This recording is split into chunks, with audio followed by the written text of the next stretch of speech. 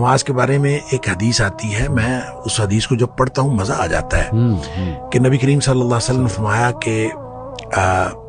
تحترقون تحترقون، تم لوگ جل رہے ہوتے ہو، گویا گناہوں کی بھٹی میں جل رہے ہو، حتی اذا صلیتم الفجر، یہاں تک کہ تم فجر کی نماز پڑھ لیتے ہو، غسلتھا، وہ اس کو دھو ڈالتی ہے، ثم تحترقون تحترقون، پھر تم نکلتے ہو تو پھر وہی دنیا ہے، وہی گناہ ہے، وہی آنکھیں، وہی سماعتیں، کہاں کہاں تم پھر رہے ہو اور گناہ ہو رہے ہیں۔ شکر ہے آگے ظہر کی نماز کا وقت آ جاتا ہے، حتی اذا صلیتم الظہر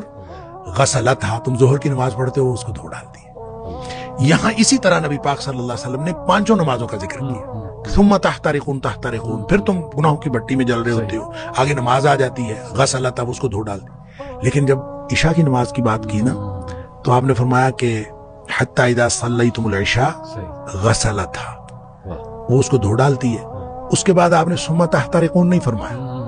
آپ نے فرمایا تو ثم تنامون، پھر تم سو جاتے ہو، پھر تم سو جاتے ہو، پھر تم سو جاتے ہو، فرمایا پھر کچھ نہیں لکھا جاتا، یعنی پھر گویا وہ جو تحترقون ہو رہا تھا، گناہ ہو رہے تھے، وہ گناہ ختم ہو گئے۔ اچھا، اس کا مطلب یہ ہے کہ جو نہیں سویا عشاء کے بعد